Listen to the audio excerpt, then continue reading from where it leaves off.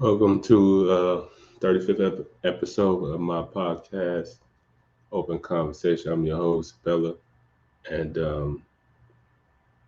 today just going to be talking about first round playoff review and let's give my analysis on that, and then the second round matchups for the NBA playoffs, and that'll be it. Um, so get right into it. First round playoff review. So the first round is officially over. Yesterday, to to finish out the first round, the game seven between Cleveland and Orlando Magic. Cleveland ended up winning the game seven against Orlando Magic, allowing them to advance to the second round of the playoffs, um, winning 4-3. They're going to play the Celtics in the second round. Um, just starting with that series, that was a pretty good series, pretty evenly matched series in terms of like the talent level. I think, in my opinion, um, I'm very. Although Orlando Magic didn't win the series, I am uh, impressed with them and what they were able to accomplish this season. Uh, being a fifth seed, getting to the playoffs, you know, get into a game seven, having a guy like Paolo showing a lot of promise already in his second year, um, going to an All-Star game and then taking his team to a playoff. That's major for a young guy like him. So that's a lot of promise that they have in a guy like Paolo. Um, and so it's going to be pretty interesting to see what they do moving forward. I think they need they need to get another young star on that team in terms of, I don't know, because they're already, kind of in the playoff kind of hunt, so to speak. But I think they need another young star on that team. Um, Albeit, maybe a young star who's already in the league come to Orlando. Um, I don't know, maybe a LaMelo goes to Orlando or something like that, or something like that. I think that could really, you know, help them out with what they're trying to do. Um, they got a lot of good young talented players.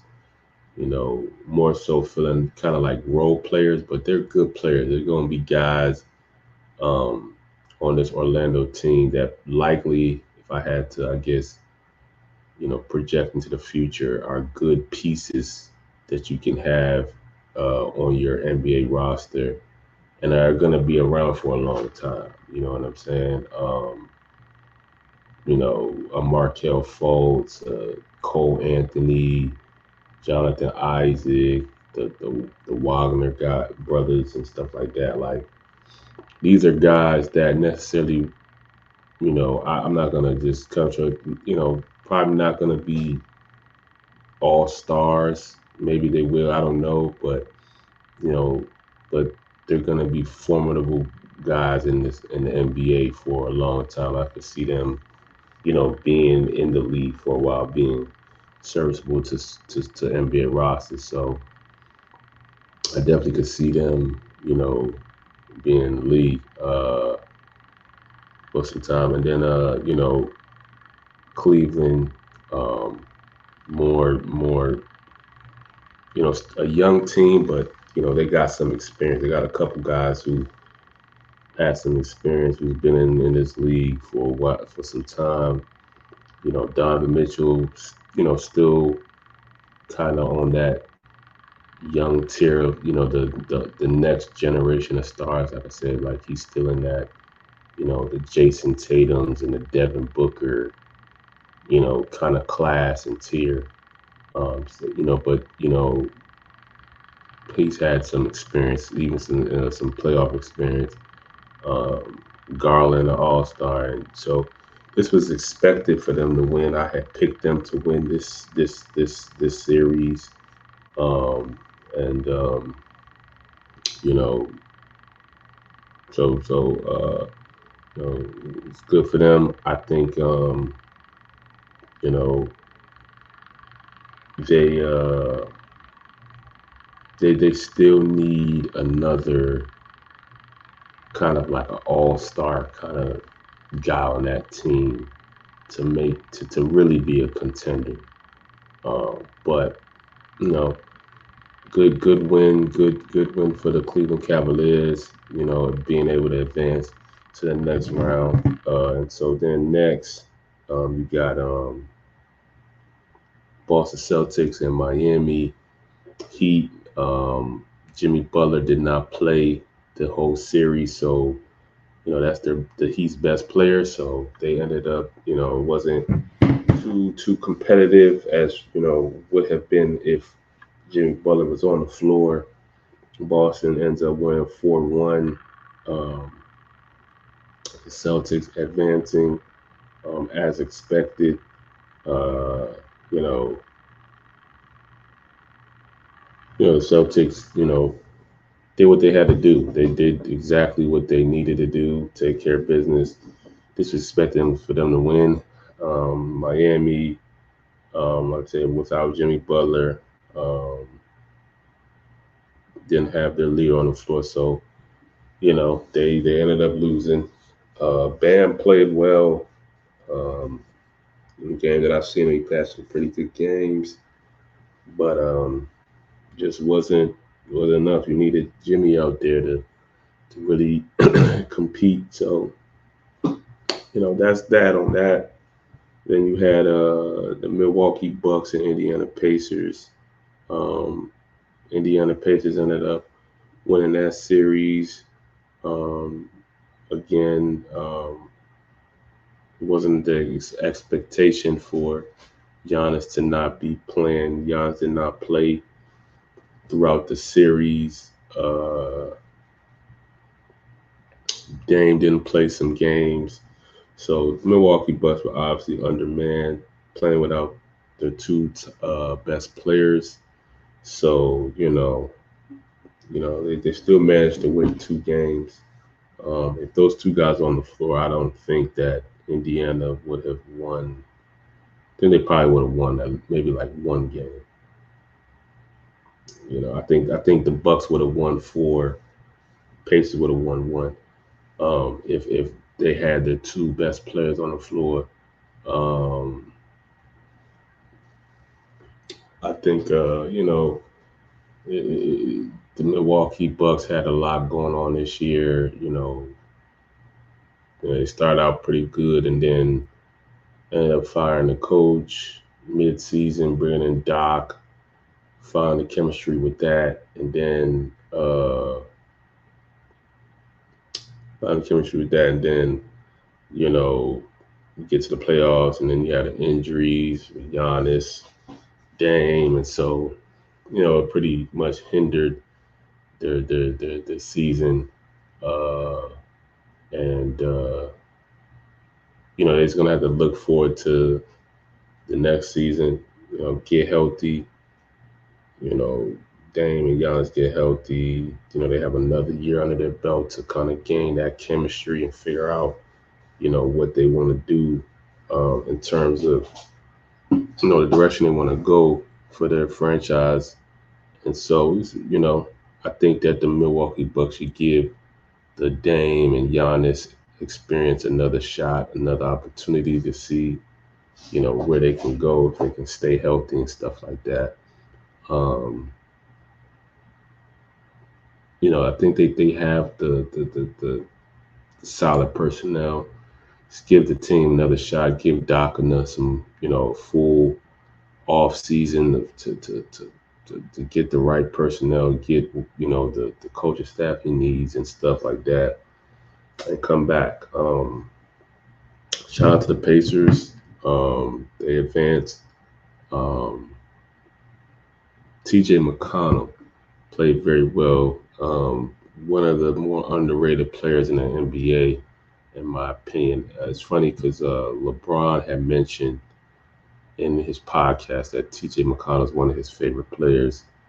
And when I first heard it, I was kind of like, this wasn't a name that a player that you would probably just come, you would just think like, oh, TJ McConnell is one of the LeBron's favorite players. But as I've watched him play and I, seen, the production he puts, it's understandable because he's a very productive player and he's a good player. He's efficient. I was looking at his stats and he's averaged about, like, obviously if you're somebody and you just said, well, TJ McConnell only averaged 10 points a game, you're probably like, oh, that's nothing. But then, like for me, one thing I've learned to start doing when it comes to, stats and stuff is look at the time, look at their minutes per game. So um, TJ McConnell averaged about 18 minutes a game. So a player giving you 10 points in 18 minutes, that's highly productive. And I think he averaged, probably around like 4 or 5 assists or something like that.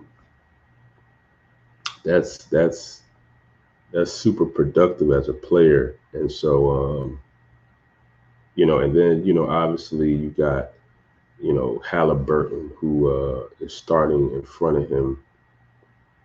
And so, yeah, he averaged in 71 games played, 18.2 minutes. He averaged 10.2 points, 2.7 rebounds, 5.5 assists a game. Super productive. I mean, you're telling me if he averaged 30, you just doubled those minutes, give him 36 minutes. That's 20 and 10. If he's getting starter minutes, he's averaging 20 and 10. So that just goes to show productivity, the type of player that TJ McConnell is. And Halliburton did his thing, and that Indiana Pacers squad did their thing. So shout out to them going on to the next round. Then you got the Knicks and the Sixers.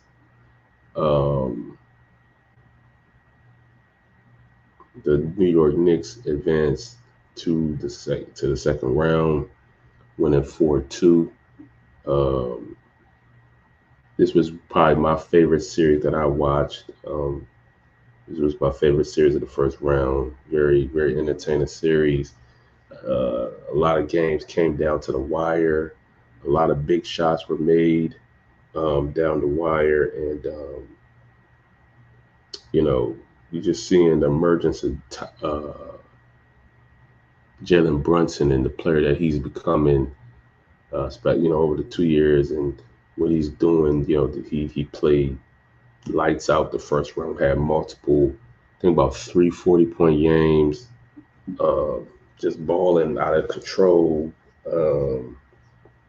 Doing this without Julius Randle. He's really been leading this New York Knicks team. I think they got a good chance to get to the conference finals. And Dante DiVincenzo doing this thing. Josh Hart balling. It's good to see what they're doing. 76ers. Maxey balled out. Had a couple big games, especially that one game. He literally won. Hit that big shot damn near by the half to put it into overtime, and then ended up winning. So Tyrese Maxey balled out. Embiid balled out despite the injuries. Big shout out to Joel Embiid. I like to see. He really shows some resiliency, in my personal opinion. bouncing back from the injury, still playing, having big games, and he kind of rushed to get back because obviously I don't think he's all the way healed, but he did it because he wanted to compete and be there for his team, and I think that's what's up. Uh, I think unfortunately 76, just injuries, the whole thing with Joel Embiid getting injured kind of messed up their chemistry, their team chemistry, and things of that nature. But they're gonna have a full off season, especially with the addition of Buddy Hield, and they just figure out what they want to do, how they want to move. So they're gonna be, um, you know, a presumptive strong team for the next season. Shout out to them. Then you got the Thunder and the Pelicans.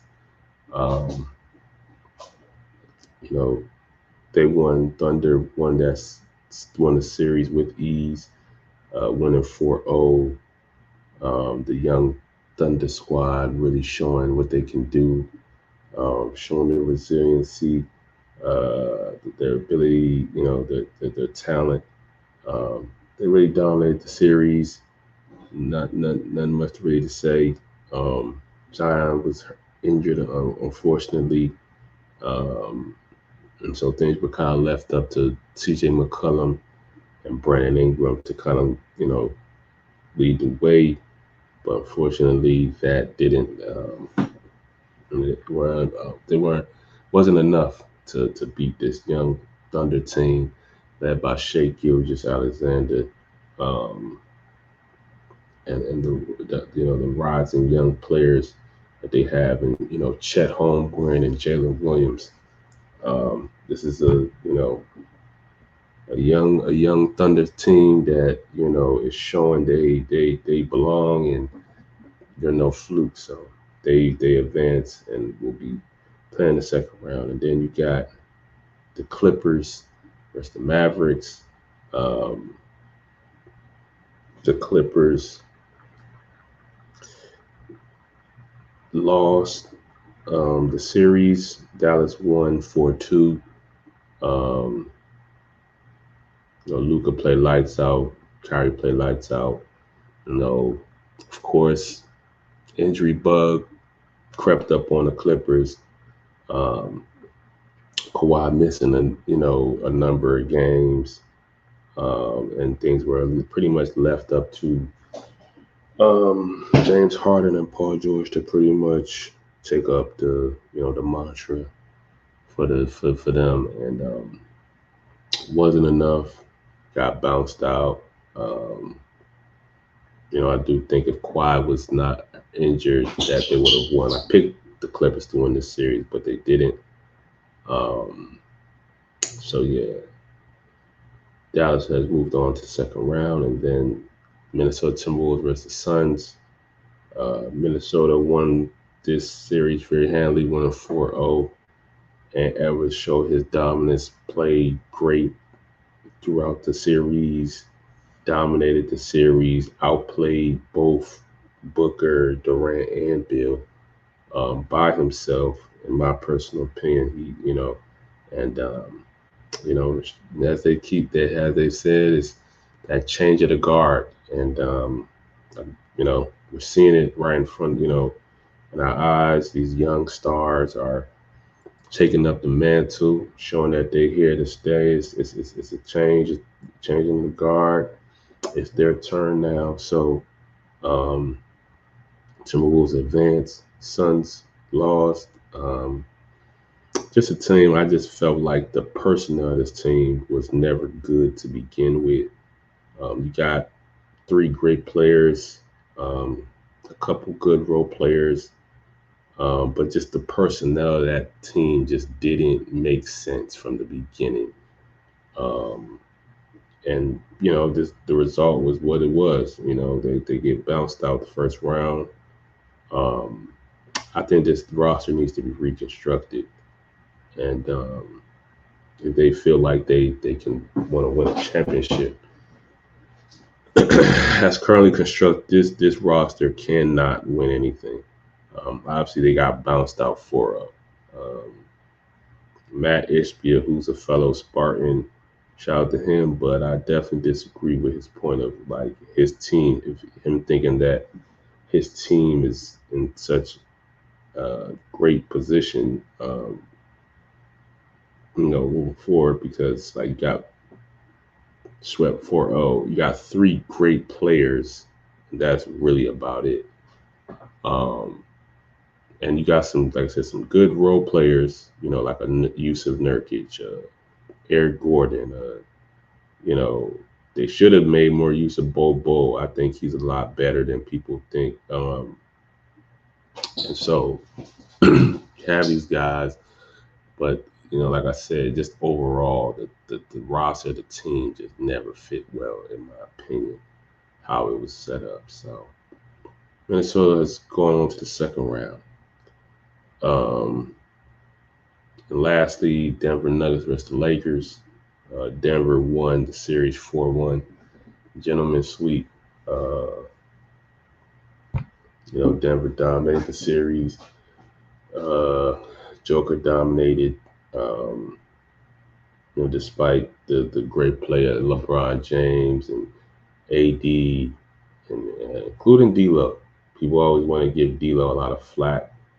D'Lo played well, had some good games. D'Lo had a good season, 18-6, averaging 18-6 alongside LeBron James and AD. It's not easy. So D'Lo played well. Just wasn't enough. I had said it from the beginning. Just wasn't a good matchup for the Lakers against Denver. I had chose Denver to win this series. This wasn't a good matchup. And that is just really what it comes down to. This wasn't a good matchup, and I think, you know, with this Lakers team, the thing is, you have two great players, and you have good role players around them. It's not like they have some scrubs around them, but I don't know. They got to do some reconstruction with that lineup, with that team. I feel like they got to do some reconstruction. So yeah, that's that. Denver's going on to the first round.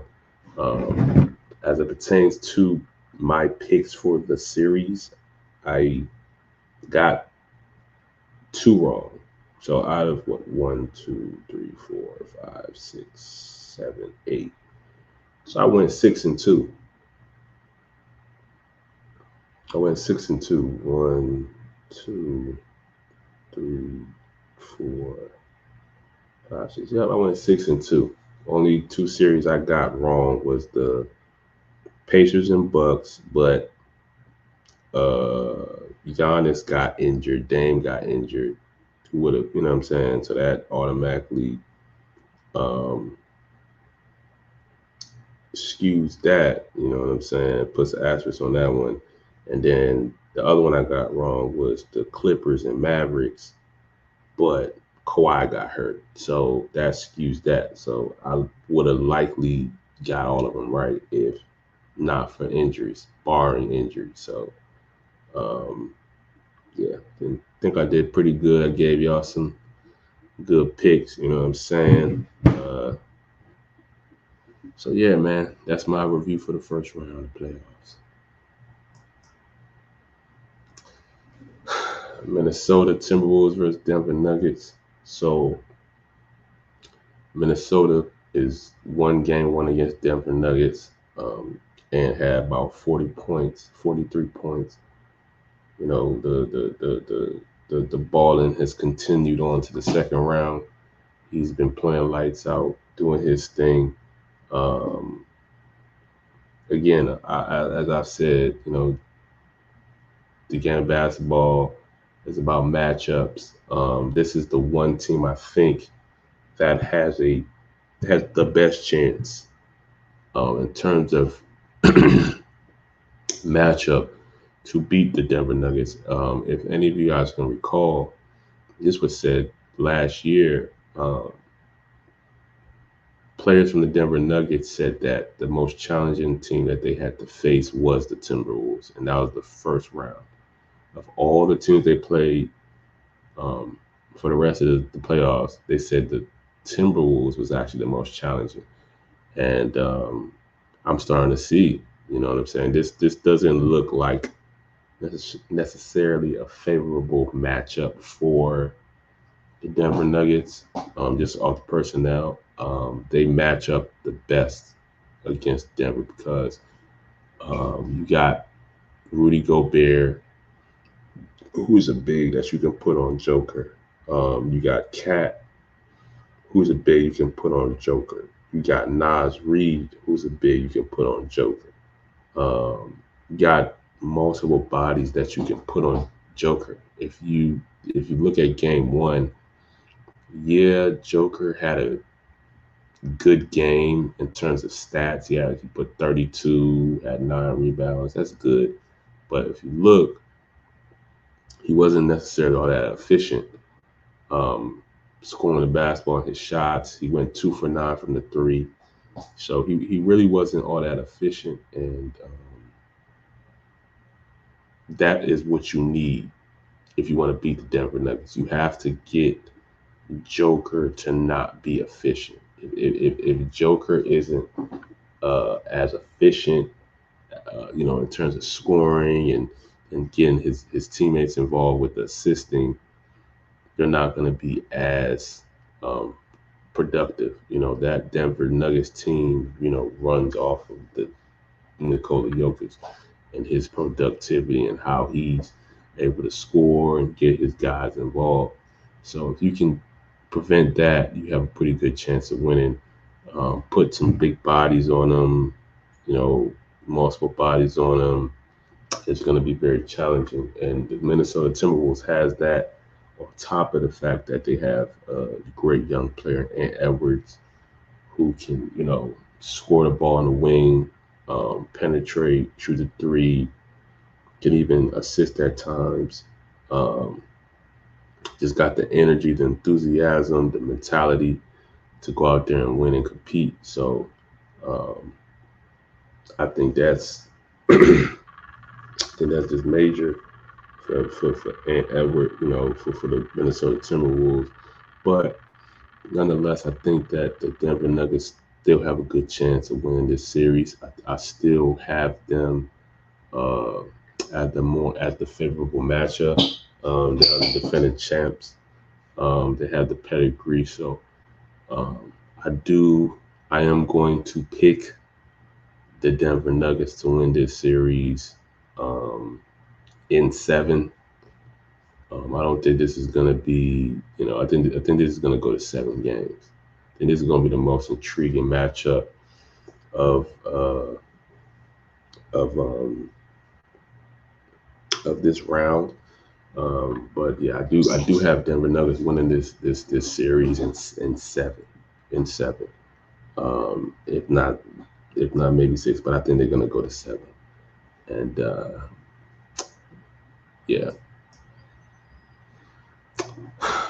Cleveland Cavaliers versus Boston Celtics. I definitely have Boston Celtics winning this series. Probably I'm gonna say 5 or 6. I think they're winning 5 or 6 games. I just think that they're just a more talented team. They're just more talented than the Cleveland Cavaliers, um, all around. Um, I don't think that Cleveland has enough to beat them, and I think you know this is Boston is just clearly just a better team to me when it came in comparison to Cleveland. I don't think they have a chance. And this is no disrespect to Cleveland because they got I'm a big fan of Darius Garland and Donovan Mitchell, but overall, they just don't got enough to beat the Boston Celtics. And it's okay. You know what I'm saying? I think Cleveland needs, in the off season, they're likely gonna have to. They need another guy that they can bring in, all-star level caliber guy. If they can bring a guy like him and want him to come to Cleveland, um, but that they need another guy to really be in that contender for a championship, tier of a team. I don't think they without that they're not there. So a lot of Boston Celtics winning, going to Eastern Conference Finals. Um, and got them doing it in about 5 or 6 games.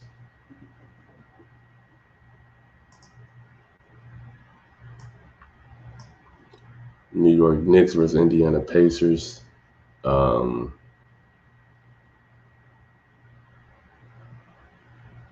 New York Knicks is gonna win this in 6 games, maybe 5.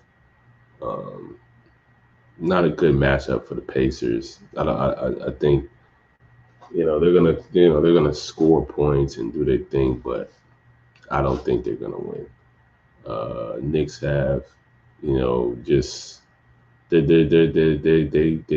on a good momentum swing. Like the momentum that the Knicks have right now is very good. I like the energy that they're playing with. They're playing with that fire. They're playing with that energy, and they really got things buzzing. Jalen Brunson is really on a tear right now. He's you know he's doing his thing. Um, Tyrese Halliburton, I think his game has. And I'm a fan of Tyrese Halliburton. I'm a big fan. I've mentioned this before, but I feel like his productivity has definitely taken a slide as the season has progressed and stuff like that. I think he was a lot more productive earlier in the year.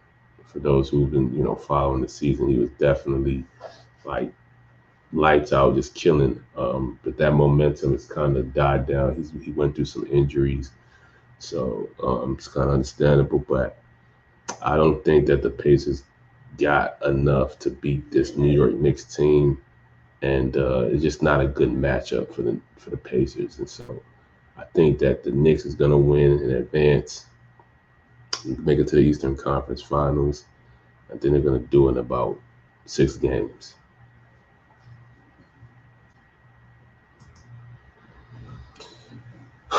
Oklahoma City Thunder versus Dallas Mavericks. This is going to be a very exciting series.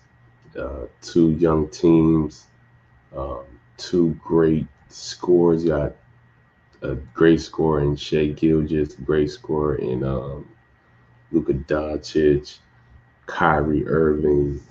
Um, young guys like Chet Holmgren and Jalen Williams playing. It's going to be a fun series. It's going to be offensively high-powered, two offensively high-powered teams going at it, and it's going to be exciting. It's going to be fun to watch. Um, I do think that Oklahoma City is going to win this series. I got Oklahoma winning and beating Dallas Mavericks in 6 or 7 games. Then this goes to 6 or 7 games. It's a very um, evenly matched in terms of the talent on these teams. Um, Definitely can see potentially Dallas upsetting Oklahoma City Thunder. It's definitely possible. I definitely think it's possible. Um, Luka Magic, Kyrie Irving, like on the team, like anything's possible. You got those two guys on a team, but My whole thing with the Dallas Mavericks is the depth. What about the depth on that team? Is it going to be a guy on their bench? This is going to be the deciding factor. Is if they have a guy from their bench to step up, like a Dante Exum, he comes and you know has like a 20-point game or something, or Tim Hardaway Jr. has a 20-point game, or Derek Lively has a 20-point game, a 15, 20-point game. Like these guys gotta have some good games for I think that Dallas to win this series. It's going to be heavily dependent on the role players. But I think OKC has more depth. They have a little bit more dependency on their role players. There's a better chemistry that the Oklahoma City Thunder has amongst their team. So I think with that being said, I think Oklahoma has the is a more favored, in my opinion, to win the series. I got them winning it, and I got them winning, like I said, 6 or 7 games. But it's going to be very exciting series to watch, very fun to watch. I'm gonna be watching three of my favorite players in the league right now, and Kyrie, Shea, and Luka going at it. It's gonna be fun. Some of my favorite young players in Chet and Jalen Green. I mean Jalen Williams. But shout out to Jalen Green. He's another young player I like. But Jalen Williams. These young guys are also great as well. So it's gonna be fun to watch. Fun to watch all of these games, and we're gonna see how things turn out. And I'm gonna be here to give y'all my second round review. So just stay tuned.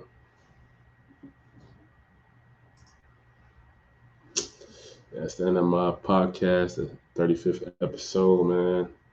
Looking forward to the next round of the playoffs, the conference finals. Um, it's going to be interesting to see how things play out. It's going to be fun watching this second round, seeing these teams compete and play at a high level. So,